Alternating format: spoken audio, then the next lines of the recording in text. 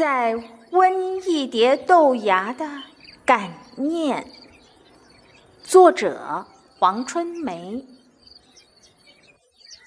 前些日子，隔壁教室的同事们因自然课上到植物的种植，在教室里一窝蜂地种起豆芽。有一天在洗手台前洗绿豆，让我遇见，我才知道，也毛遂自荐地告知我是此方专家。他们半信半疑地听我说了绿豆的选种与不能行光合作用、豆芽菜畏光的问题。他们将信，可也还有一丝存疑地等待数天后的结果。4天后，他们雀跃地端着一盘细细长长、营养不良的豆芽菜来说：“这是有机的。”会种成细长，我不讶异，可我发现芽菜上的豆仁外表怎么每颗都皱皱的？我正待开口问，同事却自顾洋洋得意地说：“我们用温水浇绿豆，哇，长得好快啊！”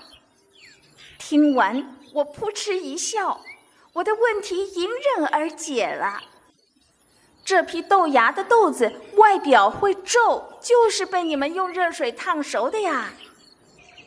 啊，真的吗？你不是说冬天长得慢？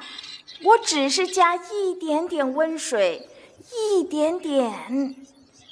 同事在我身后急于解释地说着说着，豆芽，那是我从小看到大的菜。小时候，爸爸营造的工程在忙时都在工地，妈妈则在家种豆芽到市场卖。一大早，妈妈把豆芽菜载到菜市场摆摊后，就赶着送菜到各个批发的面摊去。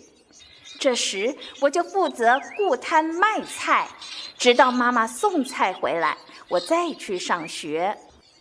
那时我有个外号叫豆芽西施，我想是跟菜市场里的欧巴桑比起来，我年轻许多，才得此封号。现在我可不敢东施效颦，许多我的亲朋好友都有到我家帮忙给豆芽菜浇水的经验。我家的豆芽菜种在一大缸一大缸的瓷缸里，只是我们的瓷缸底部都会打个小圆洞，让水流泻出去。浇水的时候，把脚放在缸底，流出水的温度由温热变凉就可以。司马光打破水缸的事我也曾做过，只是他是救人，我是不小心打破，他被传颂万世，我被骂得半死。种豆芽菜需大量的水，我家有一个蓄水池，小时候我比那水池的高度还矮时，就开始提着水桶在浇水。有一回，蓄水池里的水就将见底，我提着水桶够不到水，于是我拿个板凳站上去，好不容易装满了水，正准备用力提起，踮起脚尖弯下腰去，结果我提不起，像是被水桶拉着倒栽进水池里去，喝了好几口水。妈妈看见，才匆匆将我捞起。这样的日子，直到大学我离开家里，妈妈年纪也大了，才收起。